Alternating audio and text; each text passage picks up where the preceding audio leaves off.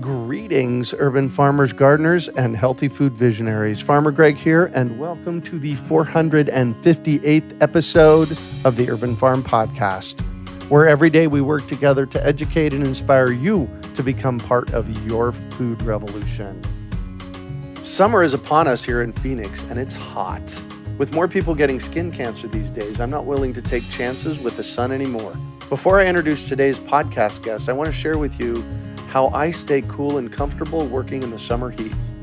My number one strategy is wearing lightweight, breezy, sun-protective clothing, like cool, moisture-wicking shirts and hats that shade my head, ears, and the back of my neck. I've partnered with Gemplers.com to handpick my personal favorite sun protective wear, and you can see them at Gemplers.com/urban farm. That's Gemplers, GEMPLERS.com/urban farm. When you use the code URBANFARM01, you get 20% off your first order. Heidi and I use these essential items on this list every day on the Urban Farm. Check them out and stay cool this summer. Superfoods like blueberries, sweet potatoes, turmeric, ginger, garlic, microgreens, and more are so full of nutrients, they are considered to be exceptionally healthy. Growing them is easy if you know what you're doing, and that's why I'm sharing with you the Superfood Garden Summit. In this free online event, you'll glean the secrets of visionary gardening experts and learn their best hacks. Plus, I will be presenting a talk on 3 keys to ultimate fruit tree success. Between presentations, get your questions answered with live Q&As and even win prizes. Did I already mention that this is happening online and it's free, so you can attend from anywhere? Learn more and reserve your spot at urbanfarm.org/superfood. Today on our podcast, we have someone who brings concentrated, jam-packed garden education to life. We're talking with returning guest Stacey Murphy about this year's Superfood Garden Summit. Stacey has helped tens of thousands of new gardeners from 6 continents grow vegetables and herbs in small spaces and enjoy a green lifestyle nourished with fresh, homegrown food. With her holistic garden system, she teaches what to grow in any climate. Stacey is a garden geek, having grown food since 1979, and her superpower is packing literally tons of vegetables and herbs into tight spaces. Featured on Martha Stewart Radio and PBS's Growing a Greener World, Stacey believes growing food organically is the best health plan for people, communities, and the earth. Stacey, this is your 4th visit to the podcast. Welcome back to the show. So great to be here, Greg. I just appreciate that you're on the same path with the same mission of more homegrown food for just a healthy, happy planet. So I'm grateful to be here. Yeah, and it's our path, and it is so much fun. Thanks for being here. I appreciate it. Yeah. So can you bring us up to speed with what's been happening with you since we last chatted? Oh my goodness, we're so excited. We've been planning behind the scenes an exciting event for beginning gardeners called the Superfood Garden Summit. And this event, it really came about because I realized there's all this talk about superfoods, and these are the plants that are supercharged with tons of nutrients that are great for our brain. They're great to prevent chronic diseases. They help us keep a healthy digestive system. They make us feel light and alive. And there's all this talk about these superfoods, and I realized that a lot of them are plants that we grow right at home in our garden. And so what a great opportunity to share with the world a Superfood Garden Summit. And we've got over a dozen garden visionaries who are going to walk people through step by step what to do so that they know exactly what to expect on their path when they're growing their homegrown harvest. Nice. So why you are becoming the queen of gardening summits? This is your, 3rd or 4th one? Why? Oh, goodness.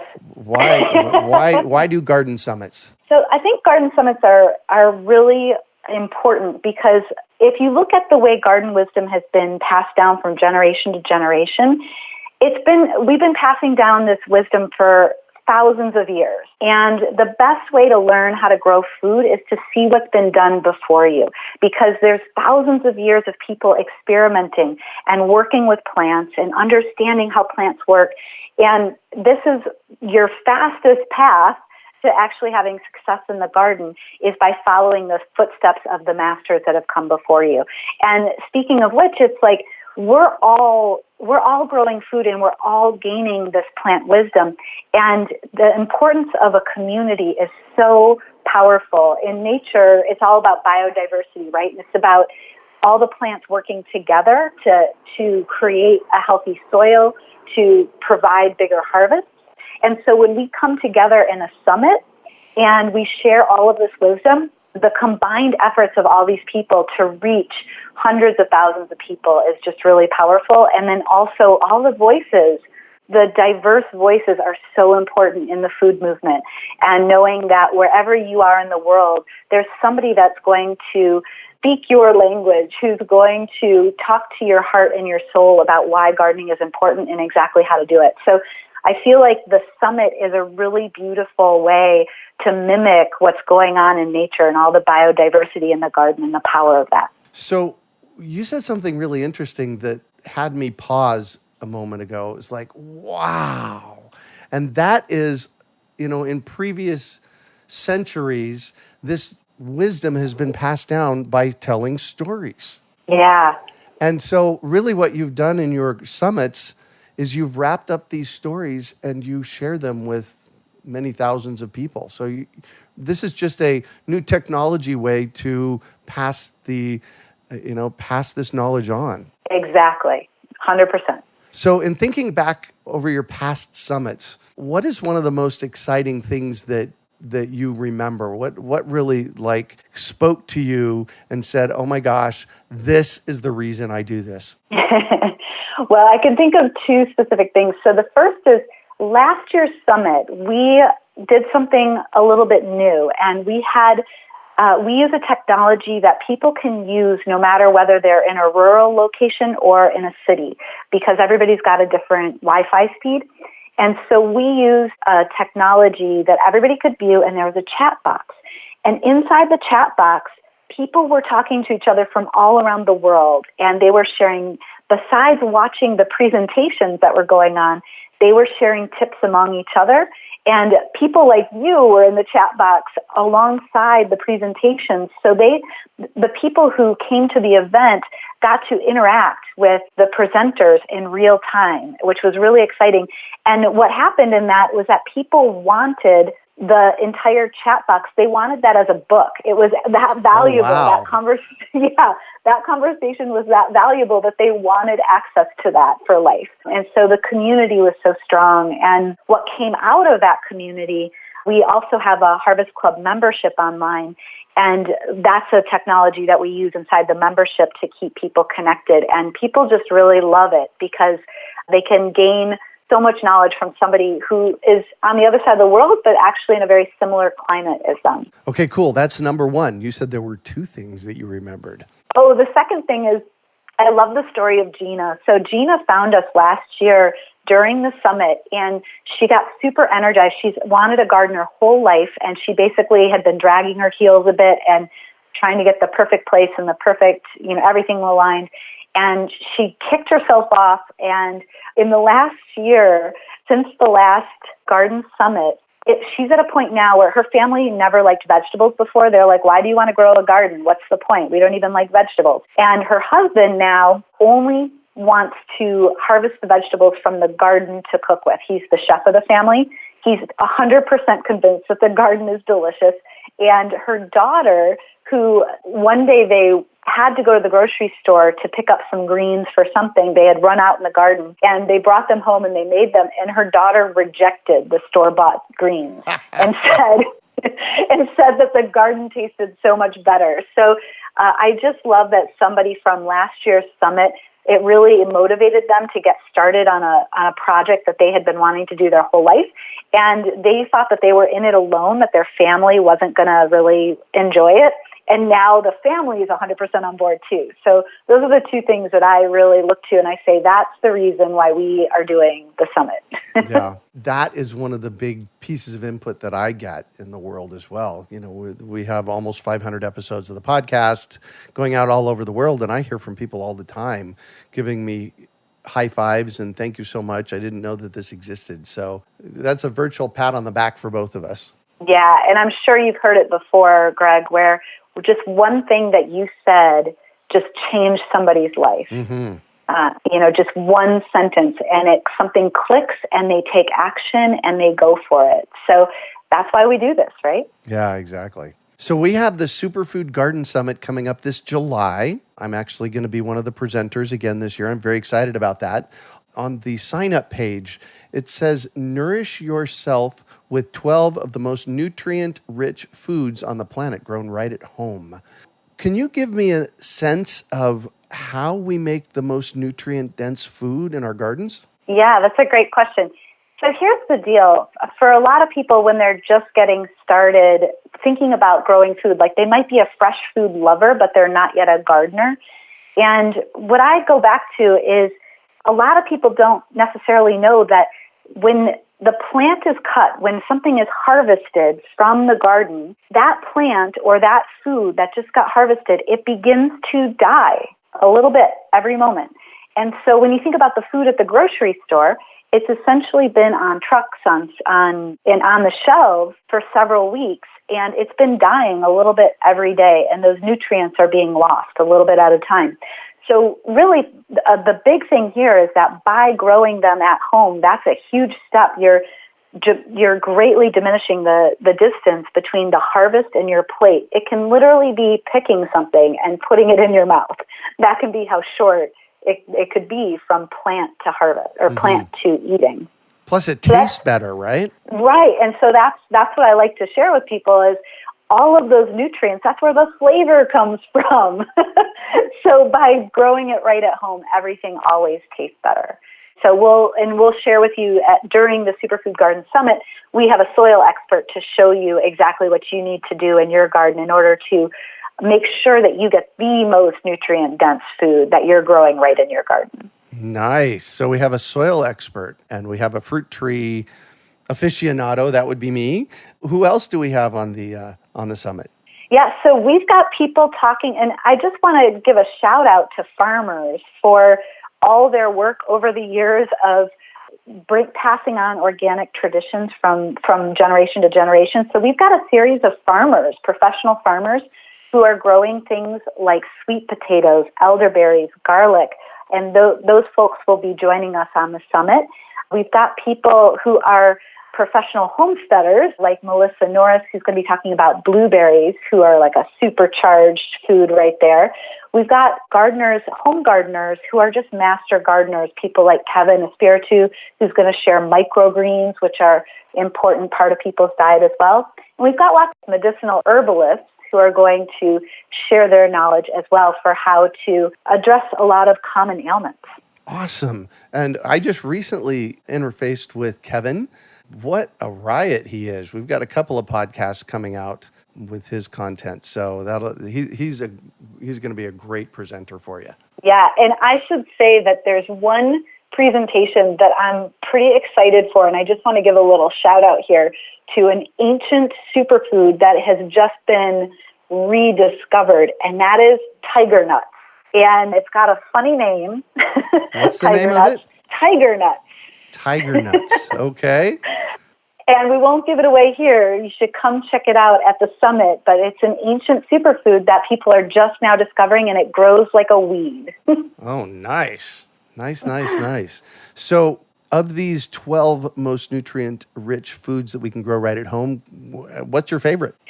Well, I have to say my favorite, personally, I'm always a big greens fan.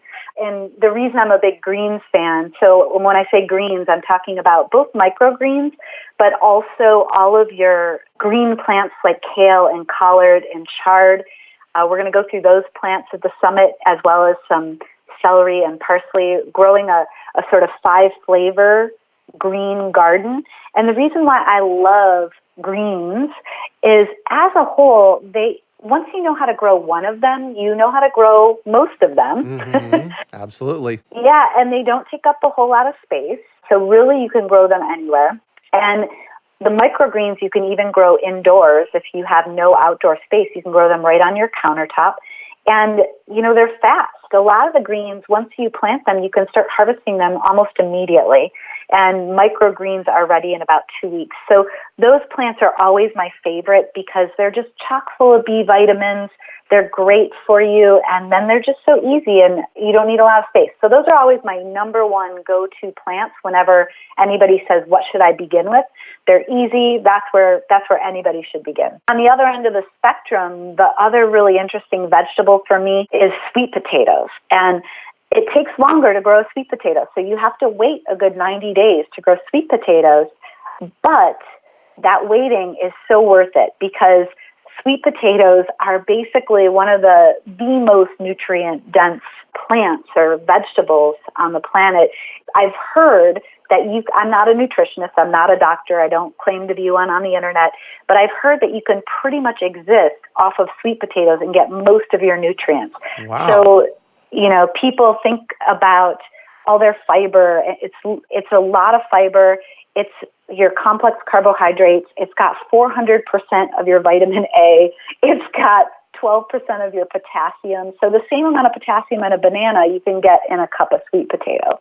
So there's a lot of nutrients that people look to other vegetables for, but a sweet potato really has the full spectrum.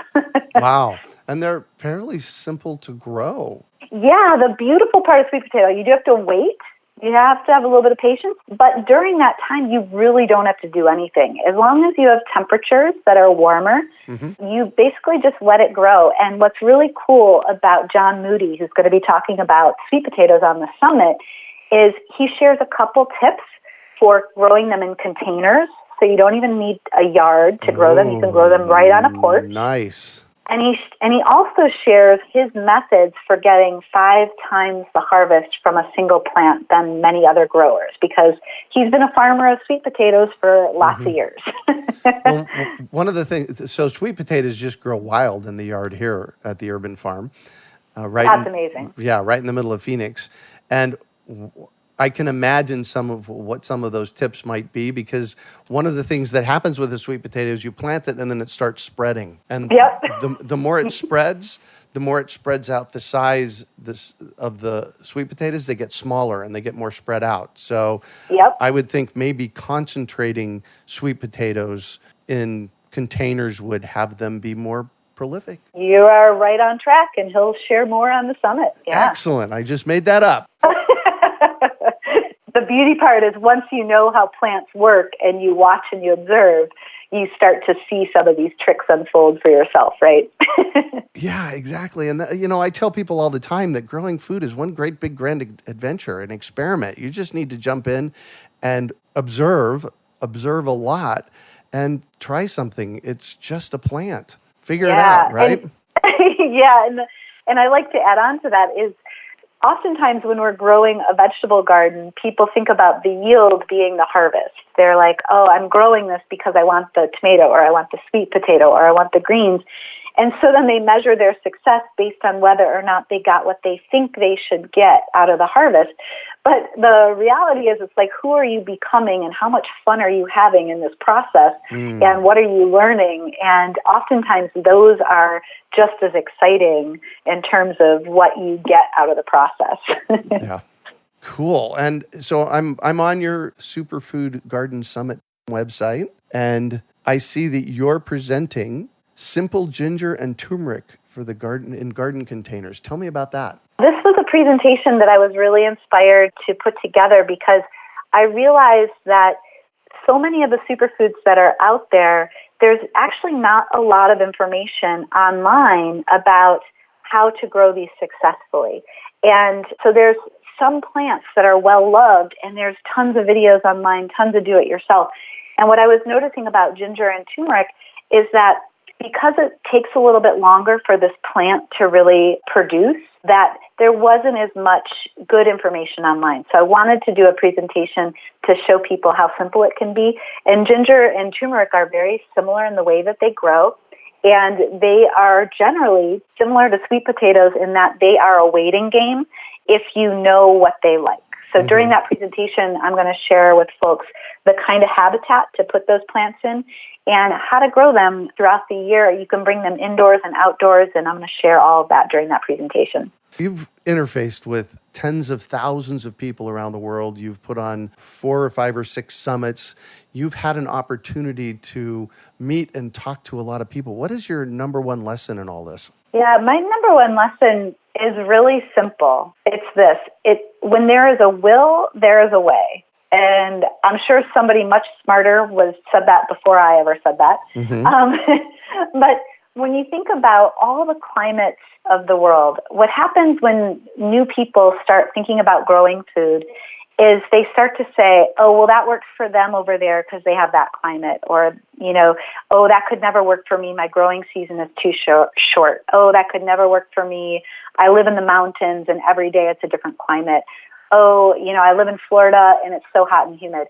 So there's so many folks who want to grow food, and then they look at their climate and they feel like their conditions are less than ideal. Mm-hmm. And what I've noticed about all the people, once they start to get the bug and they grow one thing, they just take one little baby step and they grow one thing, all of a sudden the desire to have the fresh food, they know that it's more flavorful. They get hooked on the green lifestyle of being outside and watching the honeybees pollinate the garden and picking food fresh. They get that bug, and then all of a sudden anything is possible. And I work with people, some of my students, I have one student in New York City who has dwarf citrus trees in a greenhouse. And, most people don't grow citrus outside of California. But for this person, it was very important that they wanted to grow their own citrus. And so they found a way and they created the habitat for it. I've got growers who are in the mountains where their climate is different every day. Something crazy happens. And they have techniques now at a drop of a hat where they can make it so that the conditions are better. And people in Florida realizing that, my climate in the summer may be hot and humid and I might get a lot of mold and fungal issues, but if I grow in the winter when it's still warm, I actually can grow all those same things much more easily. So I feel like once there's the realization that the person wants the fresh food on their table and they want to be able to go out and pick it and put it on their plate, anything after that becomes possible, really. Yeah, well, and I've noticed that here in Phoenix, it's not the best time to grow in July, August, and September. It's just too dang hot. So that we generally don't grow then, and that just came from trial and error. Yeah, and why fight it? Just go with it. Exactly. We human beings think we know how to do it better than nature, right? And it's one great big uphill battle. So I like to remind people that plants want to grow. My website is growyourownvegetables.org, but you're not growing the vegetables. The plants are growing. They grow all by themselves. Yeah. It's just creating the right habitat. Yay on that. So I'm going to shift on you, and as a returning guest, you are going to get the first time asked this question. I would like for you to share one of your most vivid childhood memories associated around food. Oh, this is so good. I love it. Check this out. So when I was a kid, my mom had a garden in the back. I called it a little mini farm because it was pretty big. She was growing everything. She grew giant zucchinis that we used to make zucchini bread, and she had tons of peas on vines that I would go out and I would sit and I would eat right off the vine. But here's the kicker. We also had a little bramble of black raspberries that were sort of on the edge of the woods along the creek in our backyard. And I would go out there and I would harvest all the black raspberries and I would get all cut up. I would harvest all the black raspberries and I would eat them all myself. Nice. And I wouldn't share them with the family. They were so amazingly delicious. And then I remember, my mom would say something like, man, this is the craziest thing. The birds must be eating the black raspberries because there's never any on the vine. And then she took a look at me and my, marked up arms, and she's like, wait a minute. So I was that little girl who just loved being outside in the garden, loved the flavor of the garden. And I'm better at sharing now. I'm much better at sharing. Yeah. But at the time, that was what I did. I went out and I harvested and ate straight off the vine. Nice. You know, we have berries that grow pretty prolifically here in Phoenix. It's a particular kind of mulberry, the Pakistani mulberry, and they're very prolific for about 5 weeks. And what I noticed, I noticed this morning when I was out near the chicken coop where one of our Pakistani mulberry trees is growing. When they first start arriving, it's like, oh my gosh, the berries are here. And they are so incredibly prolific that about 3 or 4 weeks in, it's like, oh man, I got to go harvest more berries because there's so many of them. But what I noticed this morning is that the berries are done. And my thought this morning was, oh man, where's all my berries? Oh, yeah, that's the thing. Yeah. You got to enjoy it while you can. Exactly. So a new piece of advice for our listeners? The biggest piece of advice that I would give people is this is an opportunity. The Superfood Garden Summit is really an opportunity to tap into wisdom of people who've been there and done that. So I highly recommend coming, hearing what people have to say. And when you do, there's going to be a lot of discussion there. We're going to talk about a lot of different kinds of vegetables and fruits and herbs. And so my recommendation is to take one bit of the summit and take action on it. So maybe choosing one new plant to grow this year, maybe choosing one tip that you heard and implementing that. Because, our modern life is pretty busy, and nature is really the place that we learn to be more patient with ourselves and we kind of take time to unwind. And your garden can be that place. So I would hate for your garden to be like a chore on your to-do list that you look at and you're like, oh, crap, I got to do all that stuff. So just taking one nugget from the summit and implementing it, and then maybe going back for a second nugget. And that way you avoid any kind of overwhelm, and you also get the maximum learning from that one nugget and really dive in deep. Yeah. And I tell that to people all the time. Don't take on too much, because when we take on too much, we blow ourselves out of the water and then we stop doing it. Yeah, it doesn't become fun anymore. It's like you resent it because it's your list of stuff to do is so long, you start to resent it. And the goal really is to just love on your garden, because that's the best fertilizer in the world is your love of your plants. Yeah. That's what's going to make your garden thrive. Beautiful. It's coming up here in the next few weeks. Tell us when it is, how people find out about it. It's going to air online for free from July 17th to July 21st. We invite you to come check it out. We have just four live days of amazing presentations and interaction in the chat box. And we're also going to be doing prize giveaways from our sponsors. And so you also want to tune in live in order to win some of those prizes. Jump on urbanfarm.org/superfood, and you'll be able to find out more about the summit and join us when it's happening live. One of the cool things about it also is that you've enrolled me. I'll be doing my presentation, but then I'm going to stick around for a while and answer questions live. That's my favorite part of the event, Greg. I love when you come on. It's magical. We get to chat with people and find out what's on their minds, and you have this way of just livening the crowd. So I really appreciate it. We're going to have so much fun. Thank you. You might be able to hear it in my voice. My smile is sore right now. I like it. Perfect. Well, thank you so much for joining us on the show today once again, Stacey. Thank you for having me. I appreciate all that you do. Yeah, absolutely. And right back at you. So you can find more about the Superfood Summit at urbanfarm.org/superfood. We are your urban farming resource. You can find us on iTunes, Google Play, Stitcher, iHeartRadio, and everywhere podcasts are found. Also visit urbanfarm.org to find articles, webinars, courses, and more. Well, that's it for today. Thanks for joining us on the Urban Farm Podcast. Superfoods like blueberries, sweet potatoes, turmeric, ginger, garlic, microgreens, and more are so full of nutrients, they are considered to be exceptionally healthy. Growing them is easy if you know what you're doing, and that's why I'm sharing with you the Superfood Garden Summit. In this free online event, you'll glean the secrets of visionary gardening experts and learn their best hacks. Plus, I will be presenting a talk on 3 keys to ultimate fruit tree success. Between presentations, get your questions answered with live Q&As and even win prizes. Did I already mention that this is happening online and it's free, so you can attend from anywhere? Learn more and reserve your spot at urbanfarm.org/superfood. We hope you enjoyed today's episode of the Urban Farm Podcast. Remember to listen for tips, advice, and resources to help you on your journey with urban farming. You can find us on the web at urbanfarm.org or send us an email to podcast@urbanfarm.org. In the words of Vincent van Gogh, great things are done by a series of small things brought together.